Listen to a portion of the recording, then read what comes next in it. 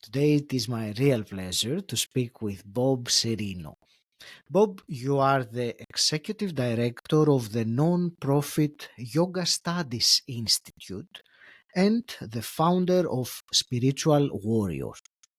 You have over 8 years of studying Tibetan yoga lineages, and you have reached thousands of students in over 35 countries.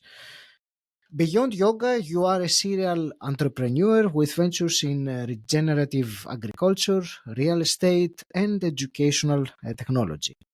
You are passionate about integrating the essential, often overlooked aspects of yoga into everyday life. Bob, welcome to the show. It's such a real pleasure to speak with you today. Oh, I'm so glad to be here. Thank you very much, Augie. It is a real pleasure. I will repeat what I told you when we started this call, before we started recording, that you have a very serene presence, and I hope the listener or the watcher of this conversation can see that and sense it. Bob, I would like to explore today with you. Well, there are many things, but let's say the main thing I would like to explore is those essential aspects of yoga that are often missing in the Western practices, like the listener most likely knows about yoga. So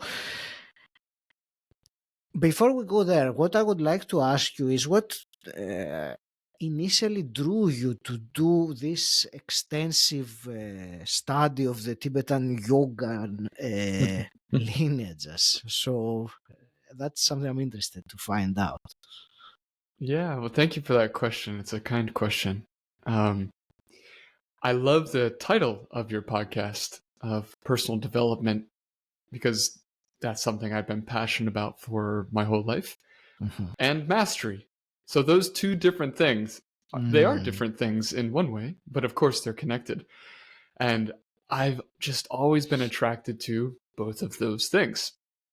Mastery, you see a master and it's better than any movie. It's better than, you just see a master in action and it's marvelous.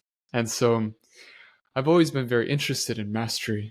And of all the things to master, the one that I thought was most interesting, because we can master skills, we can master art, we can master technical things, but mastery of the self, I felt was kind of the epitome of this personal development and mastery, because the constant, independent of anything that I experience anywhere, is I'm bringing me there.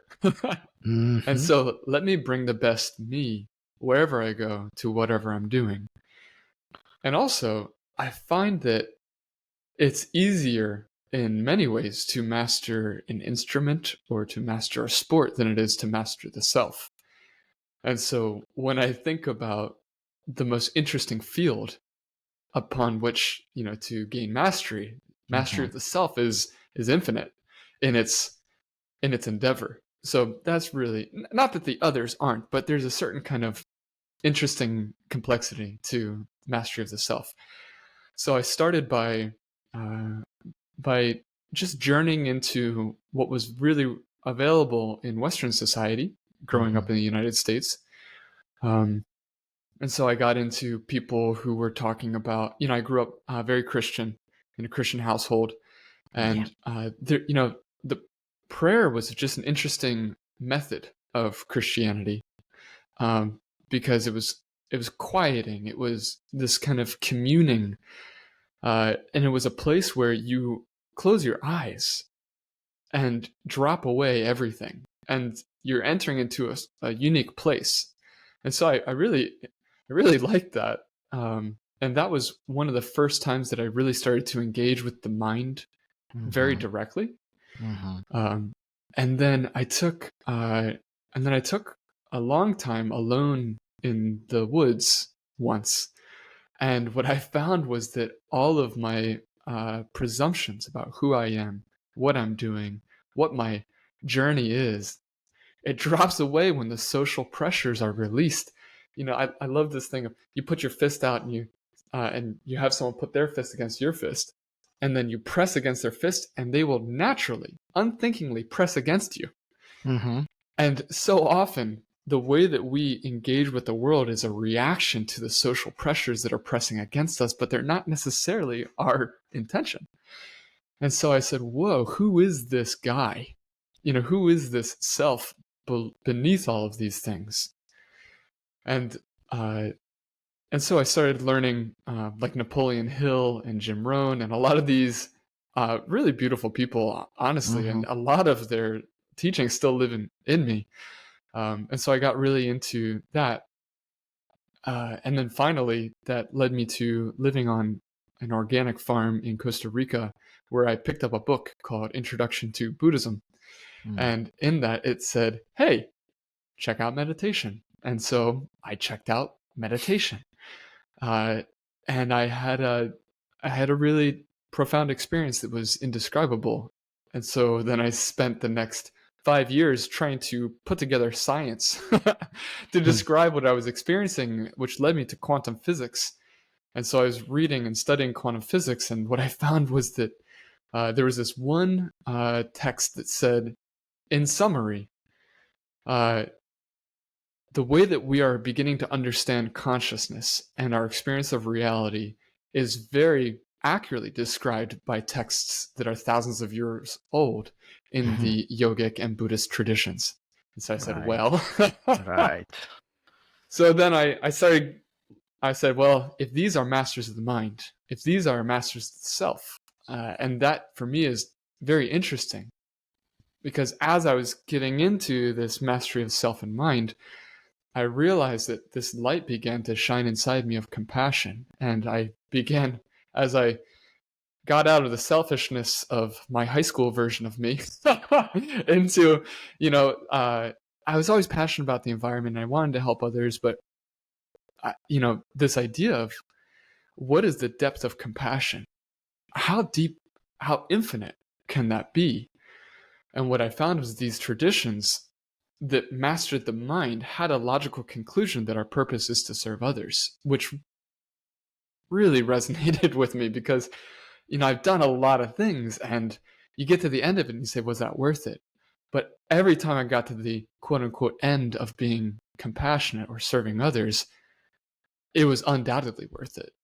And so it felt like a really good way to hone in and have the fruit of my meditation focus on serving others, and that's exactly what the Tibetan lineage is. That is the apex of practice in the Tibetan lineages and what the Buddha taught, and what a lot of the yogic traditions teach is, our ultimate purpose is to become the best version of ourselves, so that we can help all beings, and that's a really cool mission. So that's my long answer, Augie. Not at all. Actually, it was not long at all. And the what you just ended with, becoming our best self. That is what I think you began your answer by talking about self mastery and the name of my podcast, because through our self mastery, Yeah. the let's say the contribution, that's how I see it anyway, the Mm. contribution we Mhm. can make in the world is greater the greater we become. And I use the word great. I know it's possibly not the most appropriate word, but it just came to me. Mhm. So thank you. Your answer had so many things there. I liked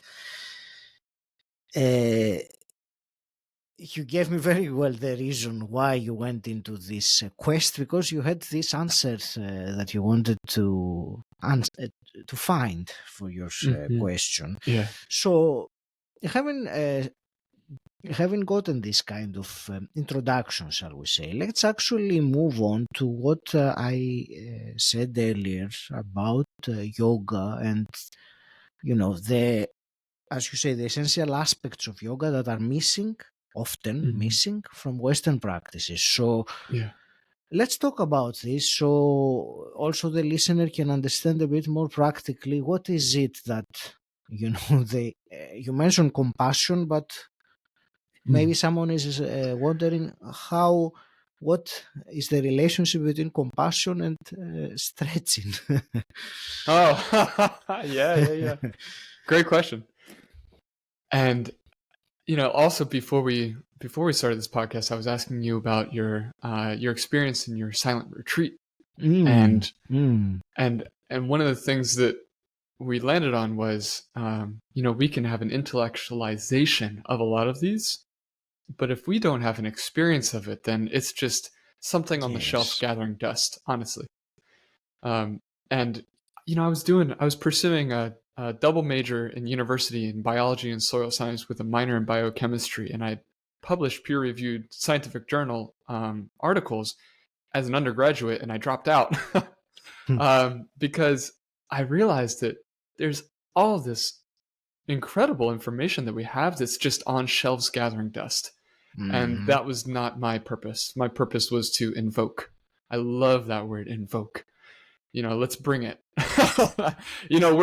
There's a lot of work to be done, and I think that we have the answers, honestly. And so let's put it into action.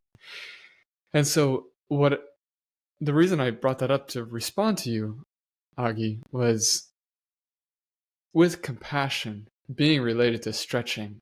I can't tell you. You have to do it. Okay. Coming from a scientific background, when I started learning about what I'm going to share with you, I was extremely skeptical. And all of the teachings say that if you're not skeptical, you're not doing it right. So, I think that, and so we should bring the rigor of the Western scientific approach to Eastern philosophy. And what you'll find, if you have a genuine endeavor and application of yourself to the practices, don't do it for 2 days and tell me it didn't work. That's not science. These things, it's like saying, oh, you can master piano. And you're like, okay, I played piano twice and I still can't play Mozart. And it's like, well, let's think about that. Okay. Okay. You have to give yourself a true application of it. So, the essential connection between stretching and compassion comes to a really, really ancient teaching from the Upanishads, where it describes the nature of the being. And that's the first time that this was presented that we have records of. I'm sure people have been teaching this since the beginning of consciousness, literally. But the oldest recording we have is from the Upanishads. And then it's taught in any kind of variation from there forward. So it's called the Pancha Kosha system. So Pancha means 5. And Kosha means like an envelope or a covering or a sheath. Like the sword has a sheath. So Kosha is the sheath of the sword. And so the teaching is that we have these coverings that make us up. So in Western world, we very much end at the very outermost, gross, obvious covering, this flesh body. And you say, is there anything deeper than that? And a lot of people in the West will say, nope. You're like, let's test that. Okay. Do you have a mind? And someone says, yeah, I do have a mind. And you're like, okay, cool. Point to your mind. And someone says, well, it's right here. And you say, well, is it right there? For listeners, I'm pointing to my brain. Yes. And people will say, well, yeah, that's where it is. And I say, well, is your mind a mental thing or a physical thing? And they say, well, the mind is a physical thing. And I say, oh, is that true? So you can take your mind, you can put it in a jar.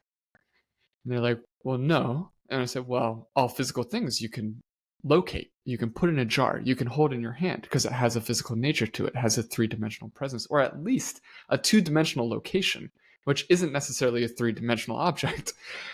And they say, well, yeah, okay, it's in my mind. And you say, okay, think about your fridge. And they're like, okay, I'm thinking about my fridge. And I said, well, where's your mind? Well, it's at my fridge. And they say, yeah, well, it's just a memory. And I said, okay, fair enough. It's just a memory. Think about your toe. And they're like, okay, yeah, I'm thinking about my toe. And I said, well, where's your mind? And they say, well, it's in my brain. And I said, well, if the mind is the organ of perception, if the mind is the organ of consciousness and you're conscious of your toe, then is there a conscious perception of your toe before there's an organization of the thought, I just felt my toe. Because that is what the machinery of the brain does, is it takes all of these sensations, it takes all of this conscious awareness, and it makes it into an organized thing. But that is secondary. The primary is just the conscious awareness. So, okay, our body is a physical thing and our mind is a mental thing. Physical things are not mental and mental things aren't physical. So if you say that our being, Bob or Augie or the listener, is only their physical body, that's the only depth of reality, then you simply can't agree with that if you would agree with the previous conversation. So how does stretching connect us to compassion? On the outside is our physical body, but on our inside is our internal world, is our mind, is our thoughts. And then in Buddhism, Buddha taught that at the core of all of this is our most essential nature. And in the third verse of the Yoga Sutra, which is the defining text of what yoga actually is, which was written sometime between 200 BC and 200 AD, so very old text, it says that the whole goal of yoga is to realize our true self and to see our true self. What is the most essential version of us? Take away our name, take away our body, take away our thoughts, take away our emotions. Is there still someone there? And in your experience and what you wrote in your LinkedIn post is that's the goal of the Vipassana tradition, is to have the direct insight of who is that, or what is that nature before cognition? What is that? We say, I am upset. Okay, are you upset? You just talked about upset in the same way you talk about your car, but I think you would agree, you would never talk about your car in the way that you would talk about your emotions. You would say, I have a car, or I have a feeling of upset, but are you your car? Are you your upset? You would not say, I am my car. I am car. You would not say, so therefore it'd be erroneous to say, I am upset. So I have upset. Well, who is the one who has upset feelings? Okay, that's an interesting question. So when we stretch our body, what we're doing is we're getting closer to this intersection of mind and body. We have this outer world, physical body, and we have this inner world, emotions and thoughts and feelings.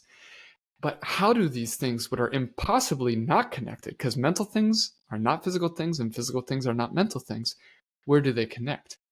And so this physical practice of yoga, the original yoga posture, if you look at what the original first writings of it were, was meditation posture. That's the first posture.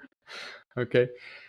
And so this physical aspect of yoga is just this tiny tip of the iceberg of what the practice of yoga is. Because the practice of yoga is the science of self-mastery. It's the science of self-discovery. It's the science of the self. It's this journey. It's this method. It's this commitment to realizing the true nature of reality so that we can escape from illusion, which is the cause of all suffering. And so once we are able to wake up to illusion, it's like thinking movies are real.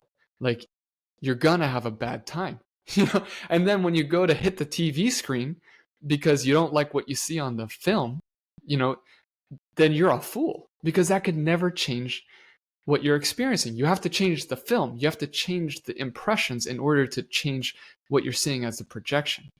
And so when we do this practice of moving our body, what's happening is we're getting to a more subtle level of our physical being, which is closer to our mind. And a heart of compassion, that is a mental thing. So what we're doing, if we can move our body in a specific way, and again, you just got to try it. Don't knock it till you give it a real effort. And for me, I had the courage to go through the endeavor of investigating the subtle body because I met people who were incredibly compassionate, vastly calm, and incredibly aware. And they said, just try it and give it an honest effort. And so I said, okay, I want to be like these people. So as a scientist, I have to have I need a hypothesis and I need to experiment. And so when we move our physical body, we move our breath. And when we move our breath, we move our subtle energies, which some people call chi or prana or vital energy. There's lots of different words from all over the globe of people who've endeavored to find the depths of their being. You pass through the subtle body to get to the mind. You ever feel just jumbled up on the inside, like energetically? It's not necessarily that your body is doing a certain thing, but you have this internal turmoil. Or oppositely, you have this really good, profound, deep feeling. Okay, and then how does that reflect it in the quality of your mind? If you pay attention, you'll find that it's a one-to-one correlation. So then as we pass through our subtle body, our subtle physical body, we then get to the place where our physical world connects to our mental world. And then what we realize is that we have a mind that has thoughts. And we realize that those thoughts are not causeless. They're not random. They're not for no reason at all. There's no such thing as an effect without a cause. Let's be honest. So then what is the cause? If we have a mental experience, that's a result. So then we have to say, well, if every result has a cause, then what is the cause? And through a still mind, you can see how kindness causes stable mind, how kindness to others, how realizing that hurting others could never make a better world. If you just observe the movement of your mind connected to the movement of your subtle body, which is connected to the movement of your breath, which is connected to the movement of your body of a thumbs up or, some worse sign that you can give with your finger, you'll see that there is a connection. And then finally, you realize that there is a deeper level before even the cause and effect. And the way the Buddha taught that is that is emptiness, which means that things have infinite potential. Things have no qualities of their own. It's our experience of reality. It's the experience of the self before a cause and effect. It is that canvas. It's that blank movie screen that makes it possible for something to be perceived at all. And that is the true nature. So we stretch our bodies not to get more flexible, but it's to influence the movement of our breath, to influence the movement of our subtle energy, to influence the movement of our mind, so that we can realize without a doubt the true nature of reality. And anybody who's plumbed those depths will tell you that our purpose is to be kind. Thank you for this comprehensive answer, Bob. You gave a lot there, and when you were describing the mental and the physical, and because you mentioned the meditation, the vipassana day practice, in there it is what you were describing. He was describing as the physical structure and the mental structure, and I liked what you were describing about with yoga and the movement. You that area, that place, if I can call it that, where those two structures intersect, becomes more accessible, shall we say. So that's my own, interpretation of what you just said. This is wonderful. What I would really like as a continuation of this, so let's say, Bob, someone listening to this right now, they do practice yoga in the Western way, which I will, assume that means for someone that they do a series of postures, one way or the other, without much else. Maybe they would sit down with eyes closed for a minute before. Or what practically can one do to incorporate what you were just talking about? And you used the phrase earlier, just try it. So what exactly as a an action, something to do to go into that and try that and to work into it? Yeah, thanks for asking. What I would say is, when we do things for ourselves, that is that's a grasping. That is like a me. And living a life of me is not satisfying. just, if you've spent a lot of time just living for self-gratification, trying to, by getting more, by taking care of me only at the expense of others, then you'll realize that you don't have a calm heart. The mind is hard to reel in. Okay? So when we do our yoga for ourselves, that's okay. That's okay. We should love ourselves. But what I would say is do one simple upgrade in your intention. Do your yoga for the sake of all beings, and see how that changes your experience, and be present with the intention the entire time. So what do I mean by that? Okay, all beings, that's a lot of beings. Okay. So maybe start with one being. So who do you love? Who do you care about? Which obviously should include you, right? The Buddha said we become enlightened to meet the two needs, and the two needs are my needs and the needs of all other beings. So there's a misinterpretation by saying take care of others, but to heck with me. No. All beings includes you. Okay, so, and with equanimity, there's no preference between my happiness and your happiness. I care about your happiness equally as I care about my own happiness. And so if we go into yoga, if there's a loved one that we see suffering, and we say, what's the best thing that I can do for that person? To some extent, give them food if they're hungry. That will help them, for sure. Give them time if they're stressed out. That will help them, for sure. But what if you gave them the best version of you? How much would that help them? Because once you eat the food, you need more food. Once you give them the time, they need more time. But if you are in relationship with somebody, and you give them the best you, then that's something that will continue to be available as long as you are in relationship. So imagine that you are doing your yoga for their sake, okay? And see how that changes the good feelings that you have in your yoga, and see, interestingly so, how that affects the residual heart benefit, and not cardiovascular, but compassion, and the residual mental benefit of your yoga. People come out of yoga and they're like, man, I feel good and I have no idea why. Well, here's why. Your body's connected to your breath. Your breath is connected to your subtle energy. Your subtle energy is connected to your mind. Your mind is connected to the realization of the true nature of things. And when we can abide in that, then the only way we can experience reality is with love and peace. That's why yoga feels good when it does feel good. So bring in the intention of doing your yoga for the sake of others, and you'll see how that changes your life. At the Yoga Studies Institute, we say it's yoga that it doesn't just change your body, it changes your whole world, because that's what yoga is designed to do.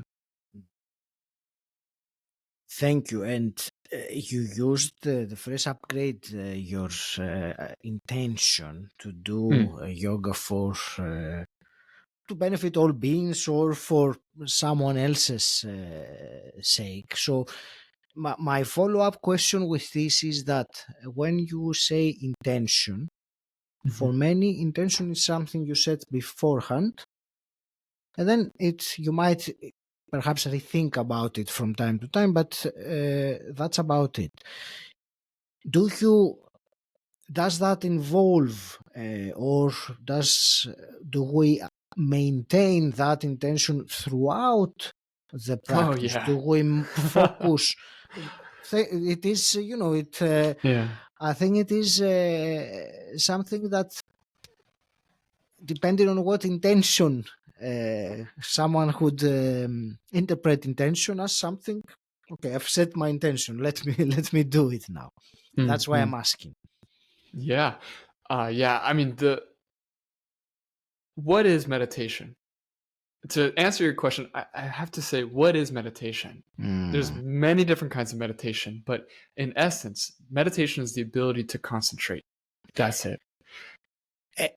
I will interrupt for a moment because I got the answer very well because I was asking about yoga. You answered about meditation, and I realized that it is not two different things.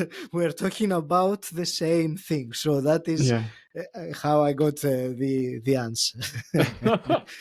So If you want to add to that, please do. sure, because I think this is really, I think that there's a lot of misunderstanding of what meditation is. Hmm. People say, I want to be rich, I want to be rich, I want to be rich, and you're like, okay, yes, you are meditating on that. But so the first thing of meditation is to be able to develop concentration into single point of focus. So what that means is that we call it a meditation object. What is the Mhm. object of our meditation? Okay, we meditate really well when we smell pizza and we're like, oh, pizza, pizza, pizza, pizza, pizza, pizza, pizza. Okay. What if we upgrade that object? Like, what happens if you spent all day, every single day, thinking about pizza? Your mind would become saturated with desire for pizza. What would happen if you were to dedicate your entire mind's conscious power onto the object of compassion? Or to answering the question, who am I? Or what am I?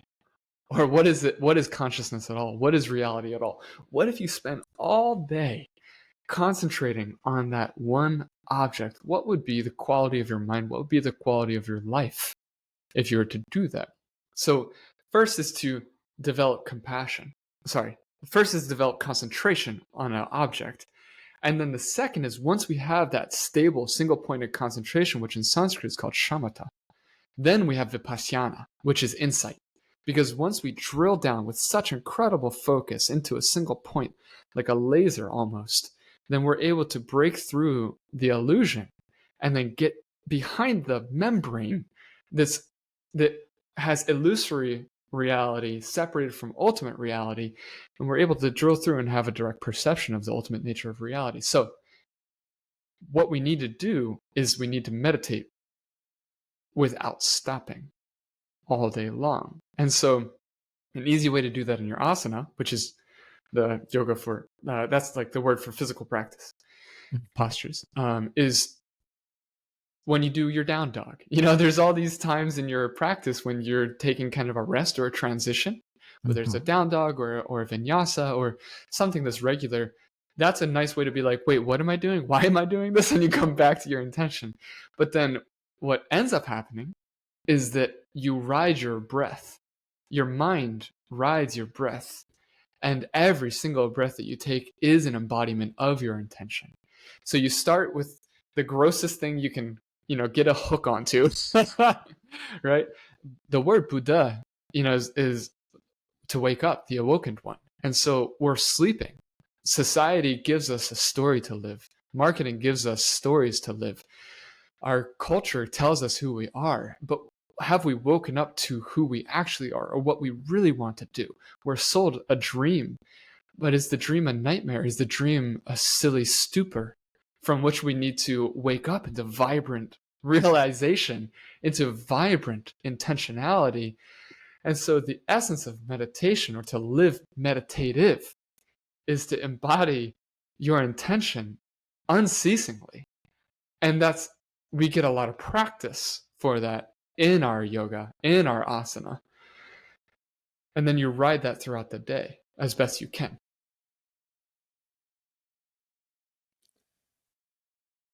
Thank you. This is the answer is what I was even more than what I was hoping to get, and it makes it very clear on me regarding my question. So, Bo, this is a truly fascinating conversation. Of course, I have to say that I do have a keen interest on let's say spiritual topics. I will put it very broadly like this. So listening to what you were saying, I found it very fascinating.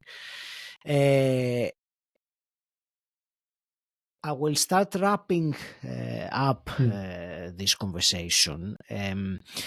I do have some final questions that I will ask you. Before there, where do you want to direct the listener who has also found this conversation fascinating and want to learn more? So, thank you, Agi. The first place I'd like to direct listeners is to their heart. You know, the truth is there. I promise. So go looking. And the truth will set you free. It's true. And the truth is heavy because when you realize truth, then you realize illusion, and then you have a sadness that you've been living in something that was never true, and that's heavy. But then once you can process through that, then it's really this. It's so liberating. Like it feels like floating. It's really sweet. So go looking, and then have the courage and the strength to process. And I know that not everybody necessarily is super into spiritual things, but I encourage you to take a moment to reflect on those who have had worldly success and ask yourself, how fulfilled do they feel? How much do they feel like a source of light? We think about plants as being heliotrophic, which means they grow toward light. And I love design.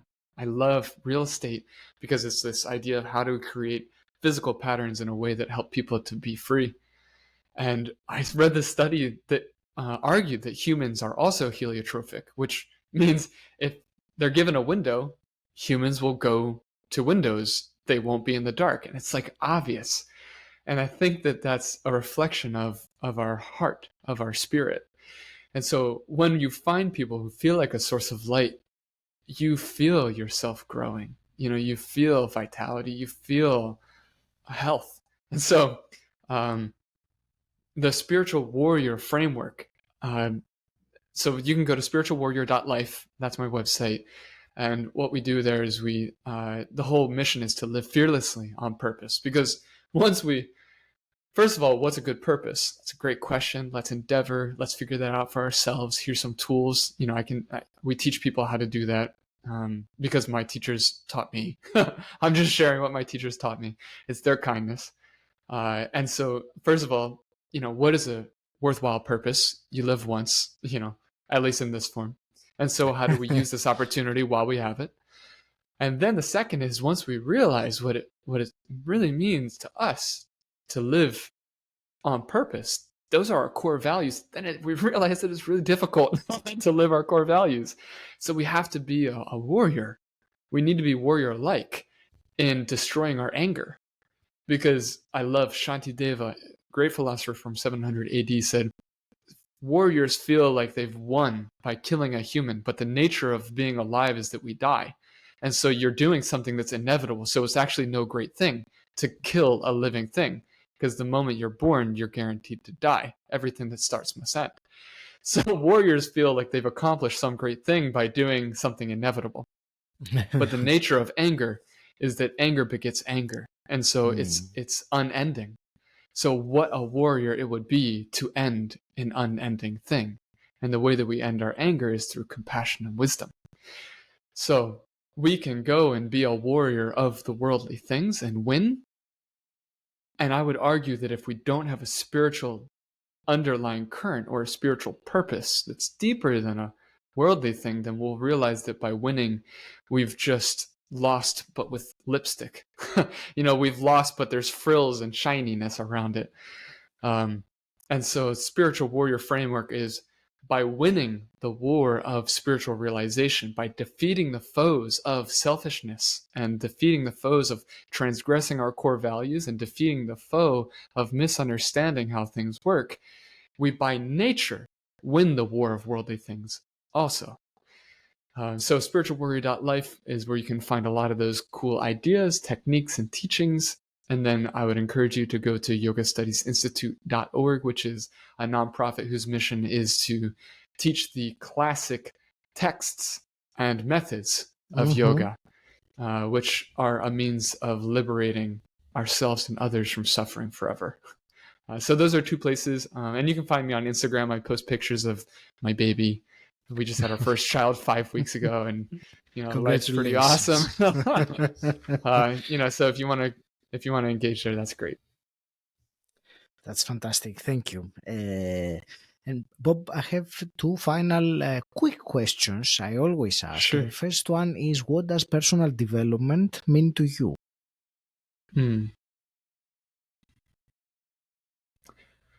Compassion. What does it mean? My major metric, whatever we measure, we achieve. So then we have to ask, what's meaningful to measure?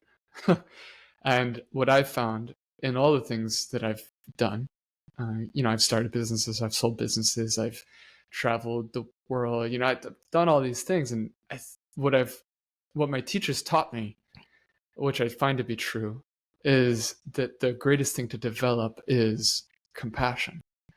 And what is incredible about that is that you're going to hit a ceiling in your capacity for compassion if you haven't mastered the self. And so there's a prerequisite to reaching the greatest depths of compassion. The prerequisite is to gain incredible control of the self and the mind, and to develop a deep wisdom around things. Because we can be compassionate and foolish. I will celebrate your heart, but we need to adjust our method. There's times when we wanted to be kind, but we didn't. We were not skillful because we don't understand how things work necessarily. And so if we measure our capacity for compassion as the most important thing to develop, then it requires that we've developed all the other attractive and desirable traits of ourselves. And one quick hypothetical question. If you could go back in time Sure. and meet, say, your 17-year-old self, what's one piece of advice you would give him?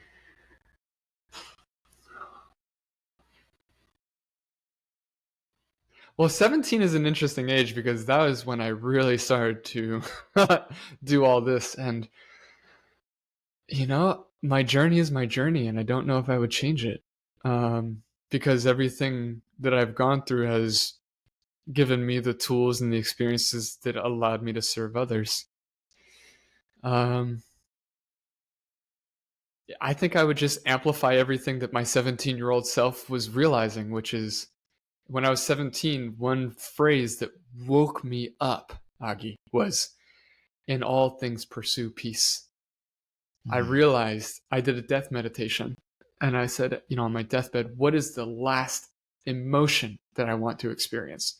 Because I realized when I was 17 that our experience of life is not material. Our experience of life is emotional. And so I said, wow, well, what's the last emotion that I want to feel as a conscious being in the form of Bob? And it was peace. And so I said, well, if that's the last thing, start with the end in mind. And so I think what I'd say, correct.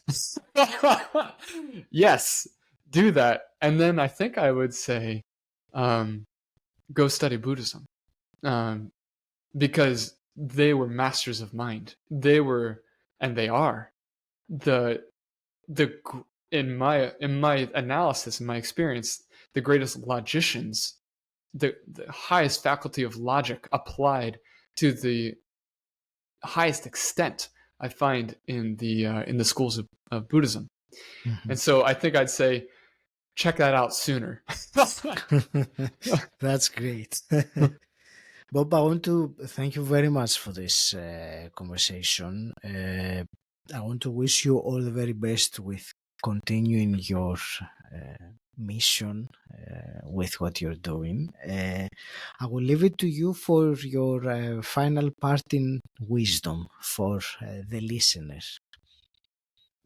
Thank you for having me. This was a fun conversation. I just wish that you fearlessly live on purpose. That's it. That's it. Don't be afraid to pursue that. Yeah.